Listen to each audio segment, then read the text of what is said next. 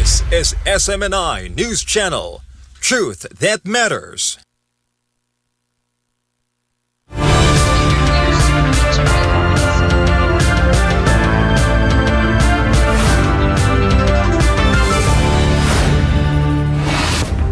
In the headlines, a global first from Australia. The country's sweeping social media ban for children under 16 is now in effect, making Australia the first nation in the world to bar minors from major platforms like TikTok, Instagram, and YouTube in a bid to protect them from harmful content and algorithms. In Central America, Honduran President Xiomara Castro accuses U.S. President Donald Trump of interfering in Honduras' upcoming elections, claiming voters are being intimidated and that Washington is undermining the country's sovereignty. From The Hague, the International Criminal Court has sentenced former Janjaweed commander Ali Muhammad Ali Abd al-Rahman to 20 years in prison for war crimes and crimes against humanity in Darfur, with judges detailing brutal and atrocities committed between 2003 and 2004. Back here in the Philippines, President Ferdinand Marcos Jr. formally lists the Anti-Dynasty bill and the Partylist System Reform Act as administration priorities, pushing Congress to take up both measures in the current legislative cycle. In Indonesia, at least 22 people are dead after a suspected drone battery explosion ignited a massive blaze inside a 7-story office building in Jakarta. And the 33rd Southeast Asian Games open in Thailand under tight security following fresh border clashes as athletes compete under heightened safety measures across key venues. I'm Prince Tripoli. Newsline World starts now.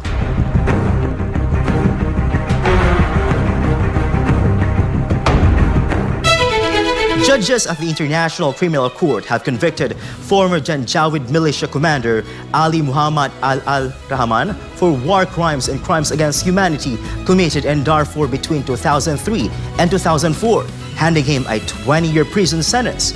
Paul Montibon reports. The ICC chamber ruled that Abd al-Rahman commanded Janjaweed forces that systematically targeted villages in Darfur during the height of the conflict. The attacks were directed mainly at 4 tribes suspected of backing anti-government rebels. Judges said the crimes included murder, attempted murder, torture, rape, pillaging, forcible transfer, persecution, and outrages upon personal dignity. Judge Corner stressed that Abd al-Rahman exercised de facto control over Janjaweed fighters and at the times over regular Sudanese forces. She said he received direct orders from then Minister Ahmad Harun and described him as an enthusiastic, energetic, and effective perpetrator. Judges ruled unanimously to impose a 20-year sentence, noting they would have gone higher if not for mitigating factors. They acknowledged his voluntary surrender in 2020 and his conduct while in detention.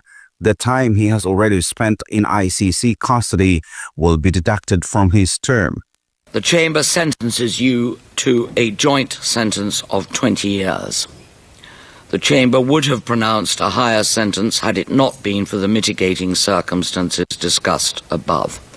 That sentence is passed unanimously. Abd al-Rahman was indicted in 2025 on 27 counts of war crimes and crimes against humanity. Prosecutors alleged his forces contributed to mass killings and the displacement of up to 3 million people during the Darfur conflict. He surrendered to the ICC in the Central African Republic, becoming one of the highest-level Sudanese suspects to stand trial. The conviction marks a significant step in international accountability efforts for atrocities committed in Darfur more than 2 decades ago. For God and my beloved country, the Philippines, reporting for Newsline World, this has been Paul Montibon, SMNI News. The Department of Justice stated that Senator Bato de la Rosa is not considered a fugitive, reiterating that they have not received any information or a copy of the alleged warrant of arrest against the senator. Margaret Gonzalez reports.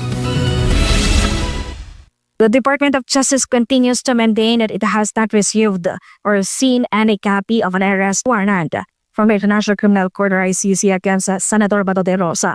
This comes following a social media post by former presidential spokesperson Attorney Harry Roque claiming that an arrest order for the senator has already been issued. According to DOJ spokesperson Attorney Polo Martinez, they still have no information regarding this as of the moment.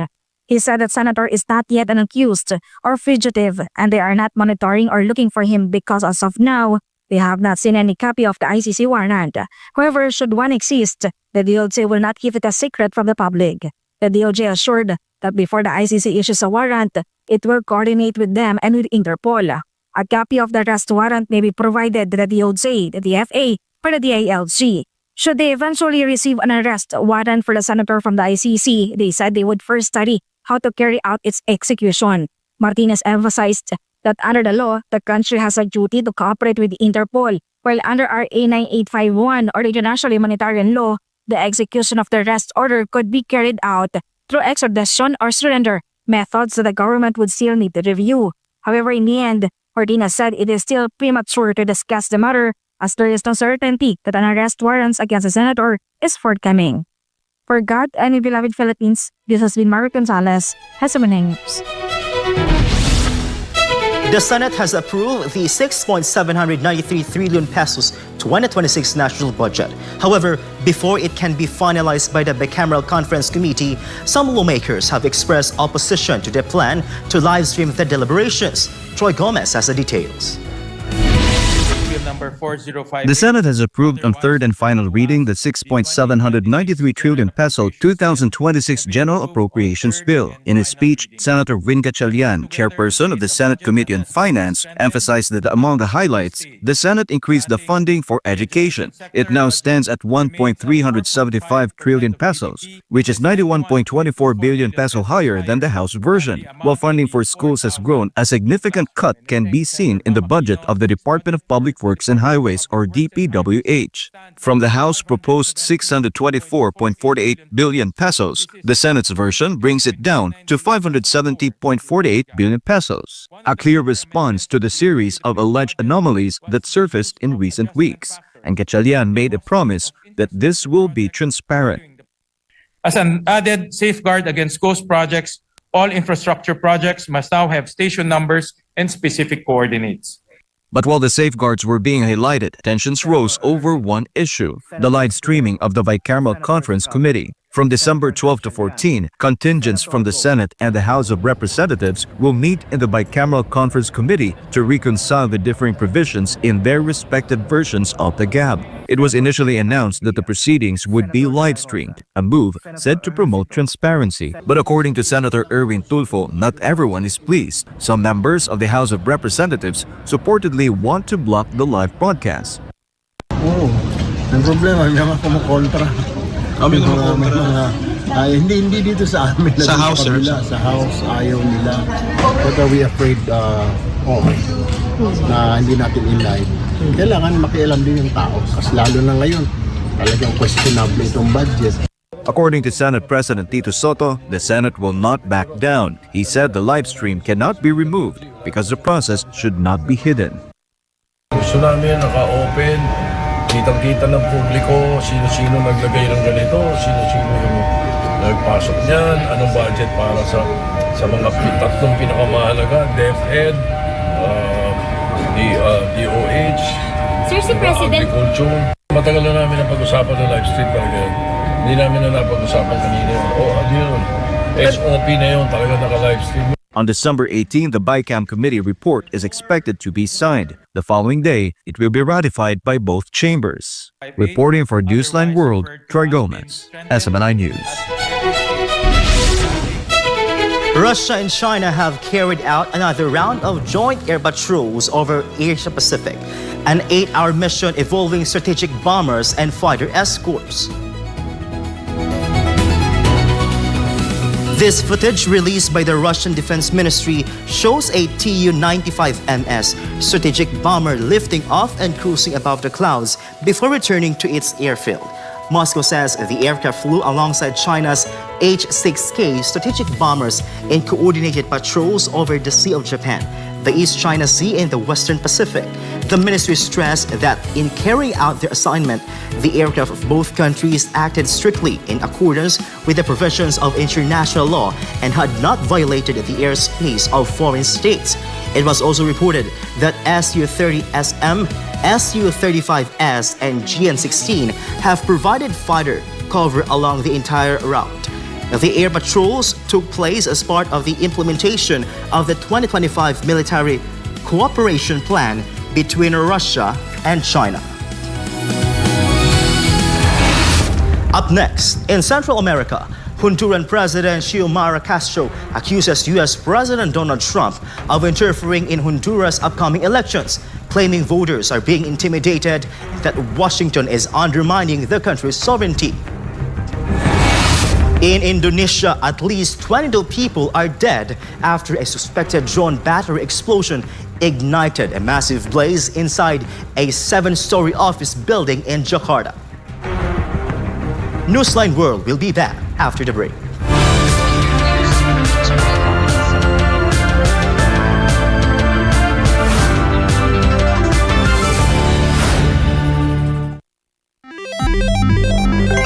Isang pindot lang, pwede kang maka-jackpot.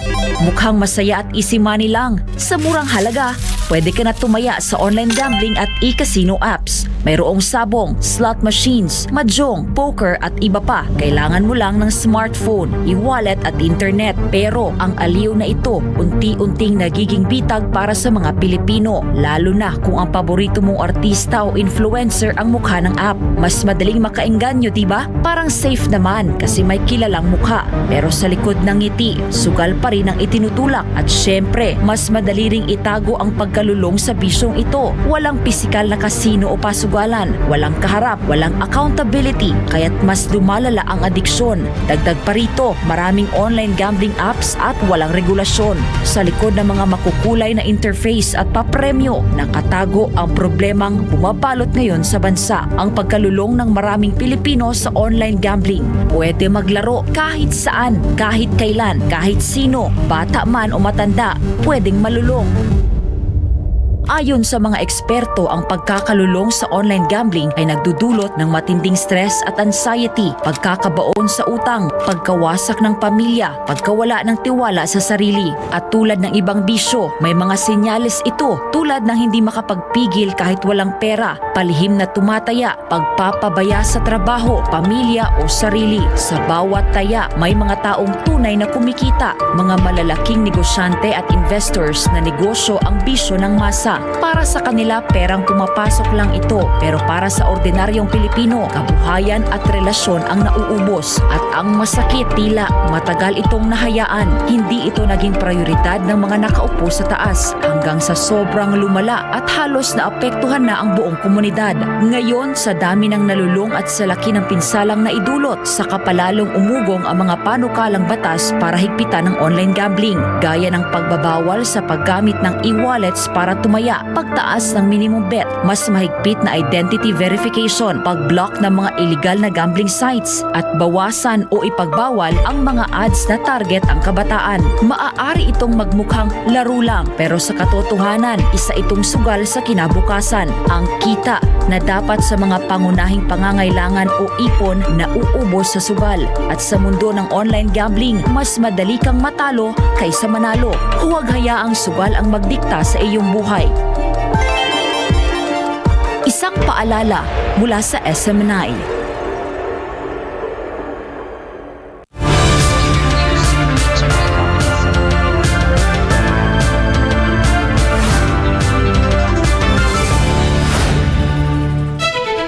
Hundreds of passengers were left stranded at New Delhi's Indira Gandhi International Airport on Monday after Indigo canceled hundreds of flights amid an ongoing crew shortage crisis.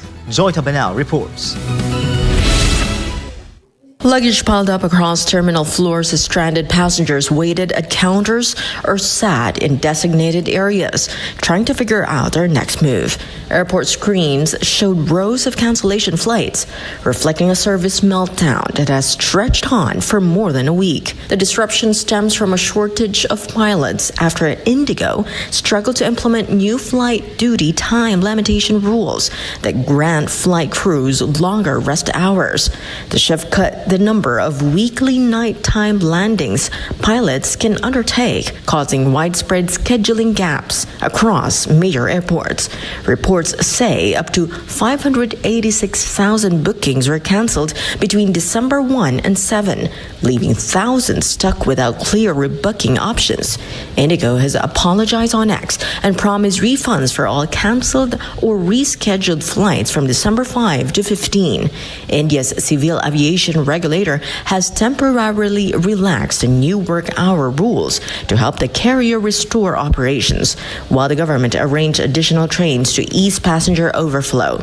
The problem is that all the Kannur flight has been full. I don't know if they cancel it, at least they can arrange an extra flight, no?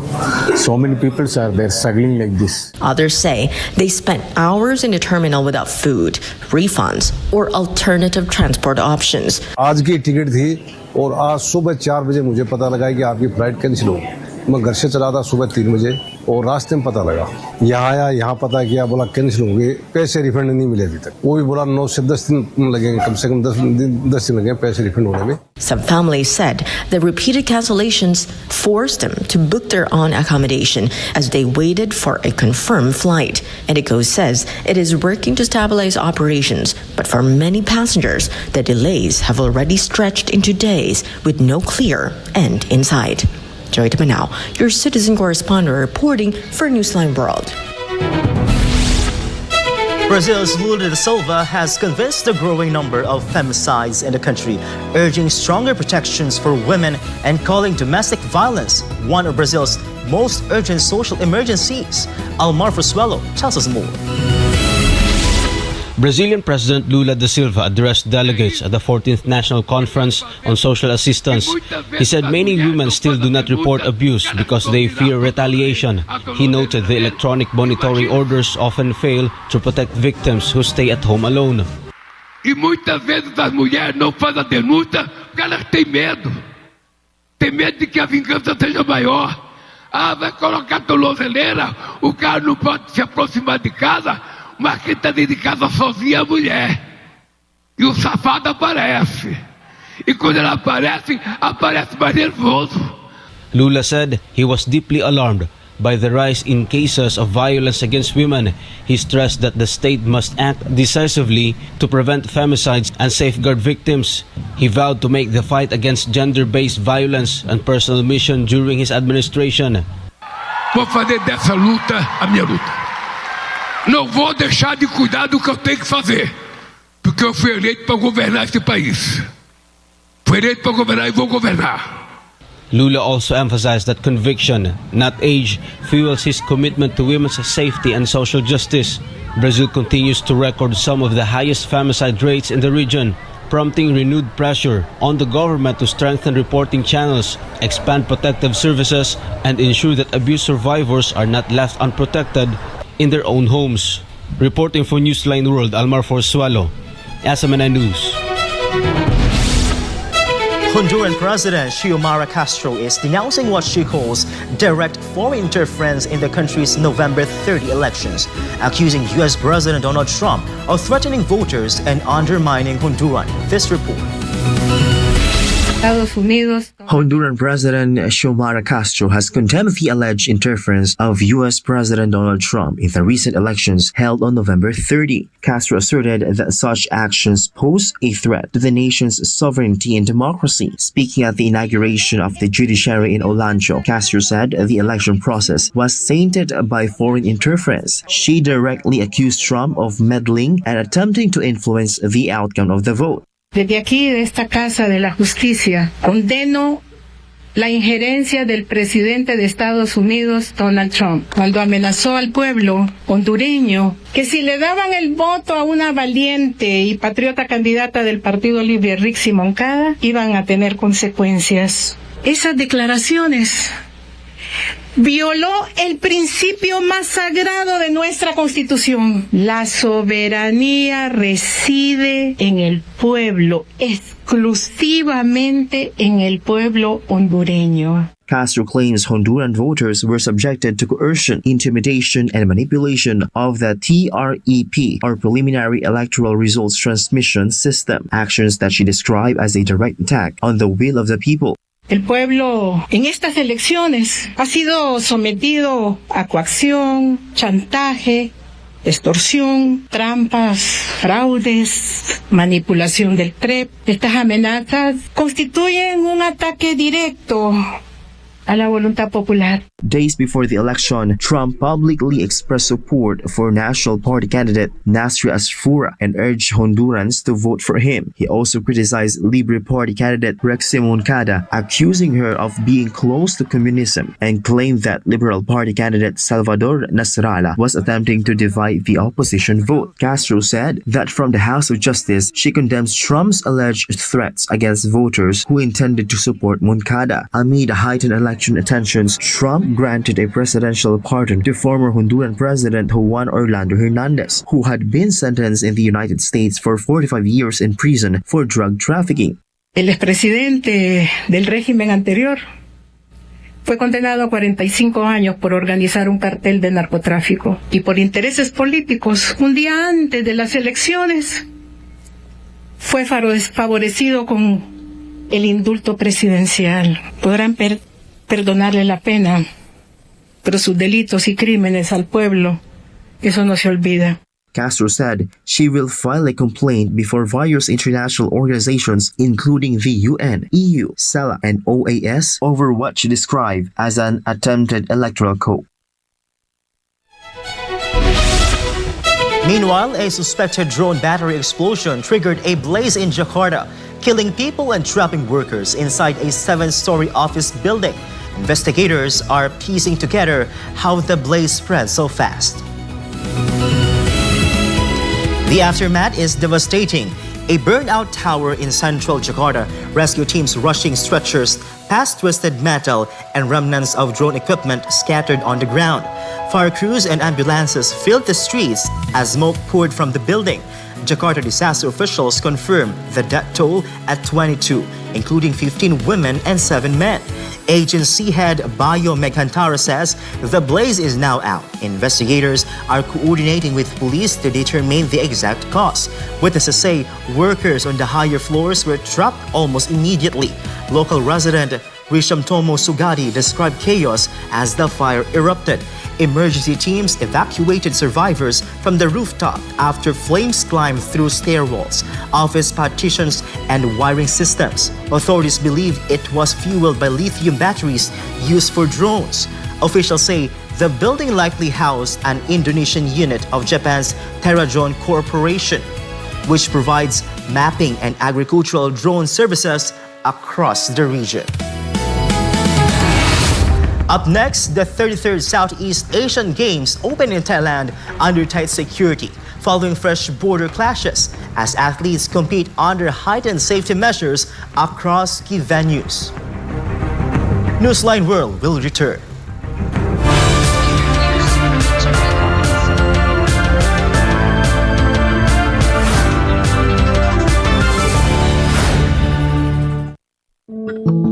Madalas ka bang napapasobra sa pag-scroll sa phone mo kahit puro masasamang balita ang nakikita mo? Isipin mo ito. Nakahiga ka na sa kama, nagche-check lang ng phone bago matulog. Tapos, hindi mo na malayan, ilang oras ka na palang nagbabasa at nanonood ng mga balita tungkol sa digmaan, sakuna, politika, at lahat ng masasamang nangyayari sa mundo. Nakakaramdam ka na ng kaba at pagod. Pero tuloy mo pa rin ang scroll mo. Ang tawag dyan ay doom scrolling. Ito ang habit ng paulit-ulit na pagtingin sa mga negatibo o nakaka-depress na content tulad ng digmaan, krimen o problema sa mundo. Nakaka-stress, pero hindi mo pa rin mapigilan. Ayon sa isang pag-aaral ng Texas Tech University, ang sobrang konsumo ng masasamang balita ay nauugnay sa pagtaas ng stress, anxiety at pisikal na sintomas gaya ng pagkapagod at sakit ng ulo. Ayon naman sa Harvard Health, ang doom scrolling ay nagpapataas ng fight or flight hormones tulad ng cortisol at adrenaline na nakakapagpabigat ng isip at katawan. Nakakaapekto ito sa iyong mood, tulog at maging sa mental at physical health mo. At kapag naman puro memes at random na content ang pinapanood mo ng sunod-sunod hanggang sa mawalan ka na ng gana na mag-isip at gumawa ng iba pang gawain, ang tawag naman diyan ay brain rot. Sa Gen Z at tinatawag na internet culture, ang brain rot ay overconsumption o sobrang tagal na panonood ng paulit-ulit, mababaw, magulo o walang saysay na content online hanggang sa parang manhid na ang utak mo. Kapag nasobrahan, syempre, nakakasama. Nawawalan ka na ng focus, nawawala ang motivation, hirap mag-isip ng malalim, parang lutang o foggy ang utak. Masaya sa simula, pero kapag sobra, napapagod ang isip mo. Nahihirapang mag-concentrate at parang lutang. Mas delikado pa ito sa mga bata dahil ang utak nila ay nasa proseso pa ng pag-develop. Kaya mas malakas ang epekto ng doom scrolling at brain rot sa kanila. Maaaring makaapekto sa pag-aaral, pag-iisip at pakikitungo sa iba. Ang higit sa 4 na oras ng screen time araw-araw sa mga kabataan ay konektado sa 35 to 88% na mas mataas na posibilidad ng depresyon, anxiety at stress. Base ito sa isang malawakang pag-aaral sa Brazil. Kaya, maging balanse.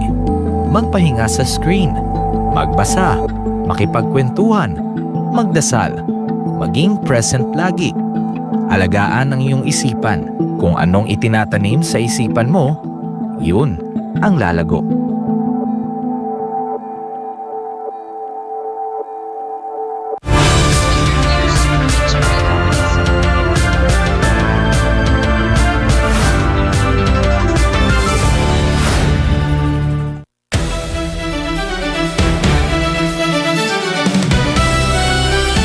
The Southeast Asian Games officially open in Bangkok with tightened security as athletes compete under increased safety measures following fresh border clashes between Thailand and Cambodia, while Philippine women's football is on full display as the Filipinas Rising Stars make their mark in the 33rd Southeast Asian Games in Charaburi. More of this from Carlo de la Peña. The games will run until December 20, being staged in Bangkok and the coastal province of Chonburi, with thousands of athletes from 11 Southeast Asian countries competing in sports such as football, fencing, skateboarding, sailing, and combat events under heightened security. World-class athletes are part of this edition, including Olympic weightlifting gold medalist Heidelin Diaz of the Philippines, Indonesia's Rizky Yuniansha, and Thailand's badminton silver medalist Kunlawut Wiritsan. The official opening ceremony is set to be led by the Thai King and Queen at the Rajamangala National Stadium on Tuesday night, featuring a special performance by South Korea-trained Thai artist Bam Bam. Away from the venues, renewed fighting linked to a long-standing border dispute between Thailand and Cambodia has resulted in the deaths of 6 Cambodian civilians and 3 Thai soldiers, with more than 20 others wounded. Due to safety concerns, Cambodia withdrew around half of its athletes last month, pulling out 8 events, including football, wrestling, judo, and karate. Thailand's Deputy Prime Minister Tamanat Prompo assured that the country will enforce the highest level of security to ensure the safety of Cambodian athletes throughout the Games. Additional security personnel will be deployed, though operational details were not disclosed. Thailand is hosting the Biennial SEA Games for the first time since 2007. The event was first held in Bangkok in 1959. The regional games are also known for featuring traditional, non-Olympic sports such as sepak takraw and pencak silat. Meanwhile, the Philippine women's football team is making a strong impression at the 33rd Southeast Asian Games in Chonburi. Mali Ramirez, 21, leads the team as top scorer, netting in their 2-1 loss to Myanmar and scoring the winning goal in a 1-0 victory over defending champions Vietnam to keep semi-final hopes alive. Jael Marigay and Alexa Pino, both 18, earned starting roles and performed well, while Isabela Pasion, 19, impressed with her strong defensive play. Coach Mark Torcaso praised the young core, noting the squad's mix of 18 to 23-year-olds and highlighting their potential for the future. He described Pasion as an absolute rock and emphasized that the team will be very tough to beat moving forward in the competition. Reporting for Newsline World, this has been Carlo De La Peña bringing you the latest sports news.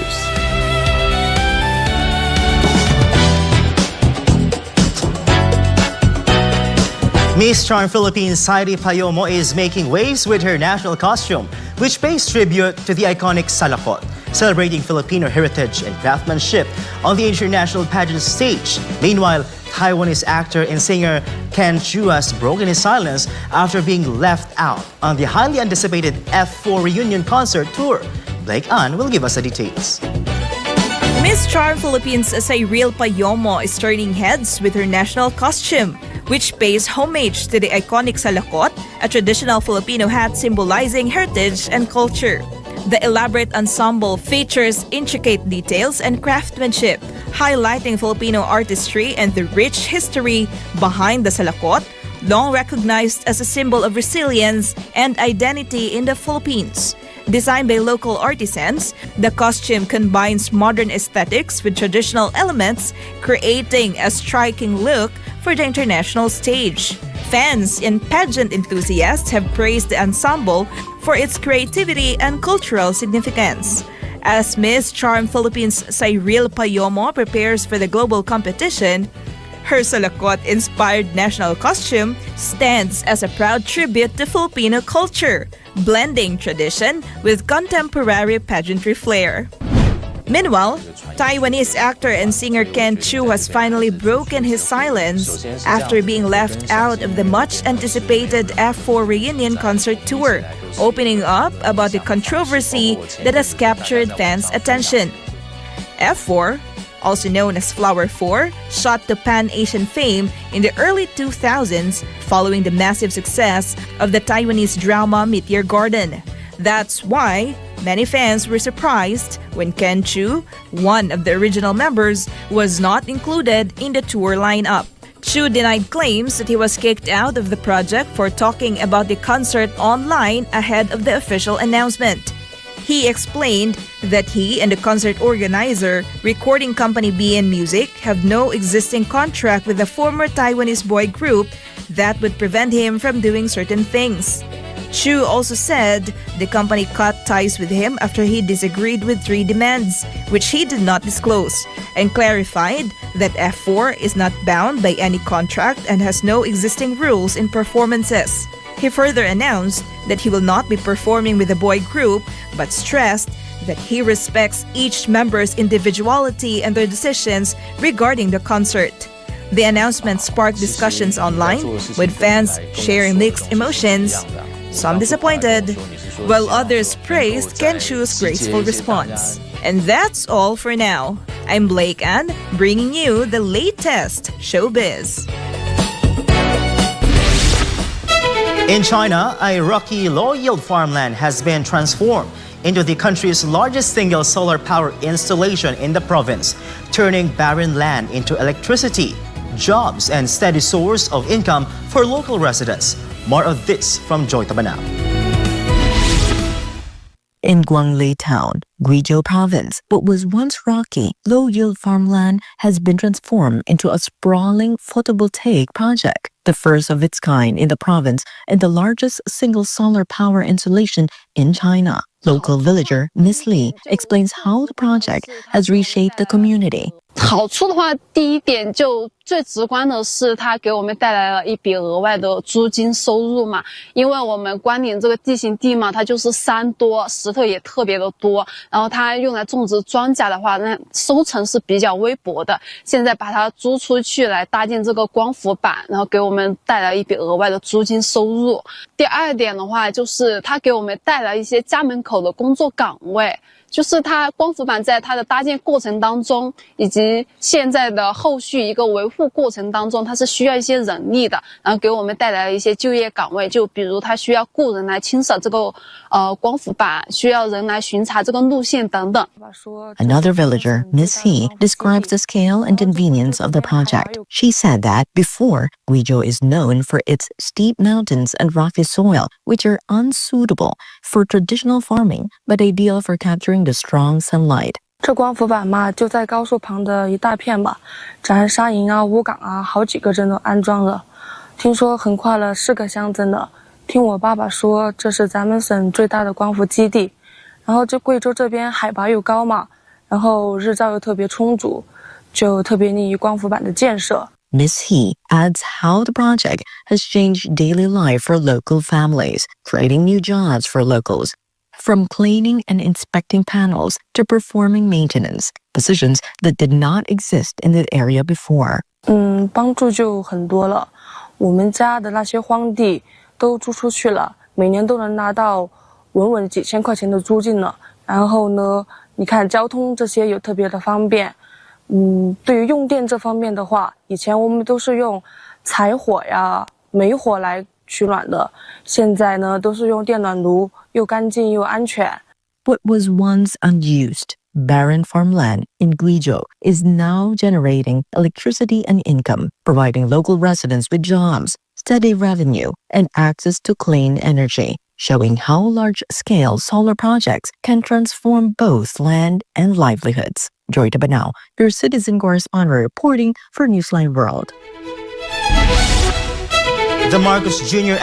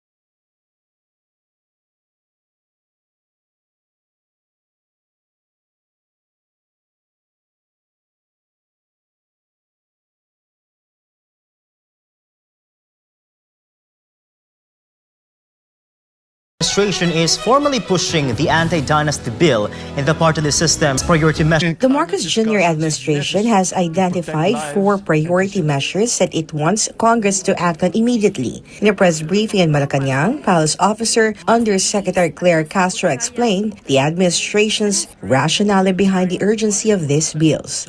Para sa mas bukas at maayos na pamamahala, ipinag-utos ni Pangulong Ferdinand Reform Act.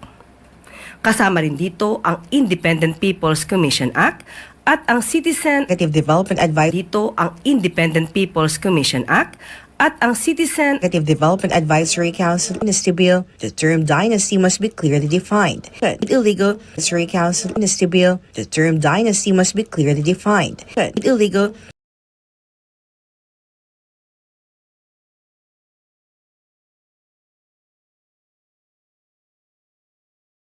if it is what the people want. Back then, Marcos Jr. said about performance. And if people are worried about dynasties, then take everybody to an election. People are worried about dynasties, then take everybody to an election. Undersecretary Claire Castro explained what led to the president's shift in position on political dynasty. Nagbabago ang political landscape. Maraming umaabuso. At tama naman ang Pangulo, ang kapangyarihan ng pagboto ay nasa kamay ng taumbayan. Pero Dahil dito, may mga naaabuso na isang pangulo na ipabatid sa taumbayan na kayo ay may choice. Choice na naaayon sa merito, hindi lamang dahil pare-pareho ng apelido.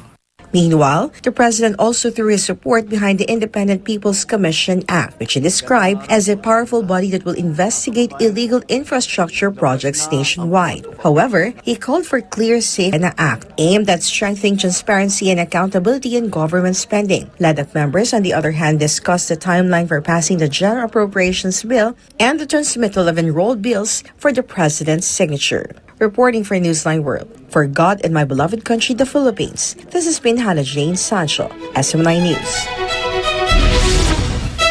Australia is rewriting the global rulebook on online safety by becoming the first country in the world to ban children under 16 from using major social media platforms, a sweeping move aimed at protecting young users from harmful content and predatory algorithms. Valdivina Gracia will give us more details. A nationwide ban in Australia was implemented on Wednesday. Children under 16 can no longer legally access 10 of the world's biggest platforms, including Facebook, Instagram, TikTok, YouTube, Snapchat,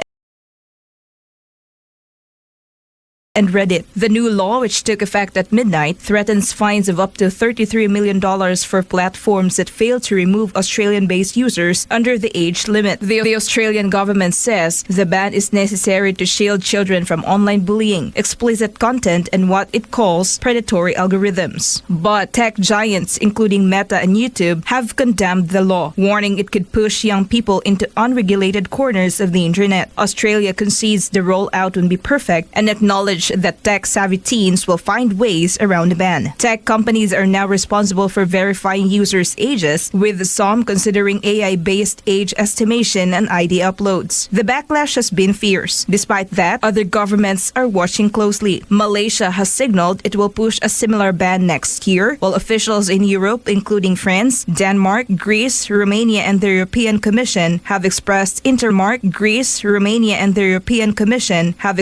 interest in setting minimum age limits of their own. Reporting for Newsline World, this is Valdivina Gracia, SMNI News.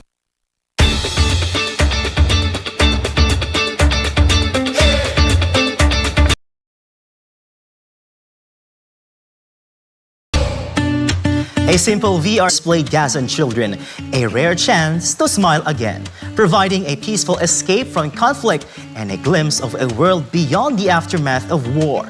Jean Domingo has the story. Inside a refugee tent in central Gaza, displaced children are finding grief but mental relief through an innovative virtual reality program. A team from the TechMed Gaza Foundation has created a small haven of play and exploration using VR headsets to transport the children into bright, peaceful environments far from the devastation surrounding them. Volunteers guided young participants into a special prepared tent, helping them wear the devices and accompanying them through a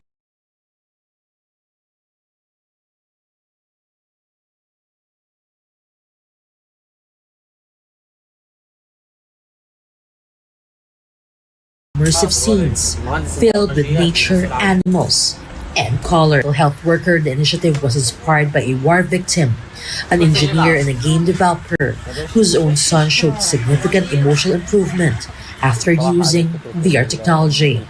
This success motivated the foundation to extend the experience to other children in need. Children remain among the most affected by the prolonged conflict. A UN humanitarian report earlier highlighted that 9 out of 10 children in Gaza show signs of aggression tied to years of instability and the breakdown of essential services. But for now, even a few minutes inside a virtual world is giving Gaza's children something they've long been deprived of, a chance to breathe, to imagine, and to hope. Reporting for Newsline World, this has been Jean Domingo, SMNI News. And before we end, may you be inspired with the words of the song.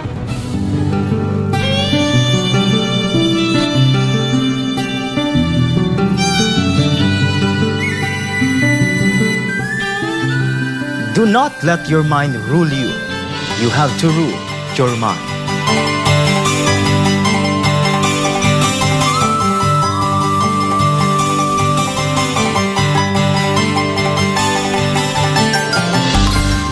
And as we keep track of the countdown, there's only 15 days left before Christmas. And that's all for this edition of Newsline World. For God in my beloved country, the Philippines, I'm Prince Tripoli. Thank you for watching. Goodbye.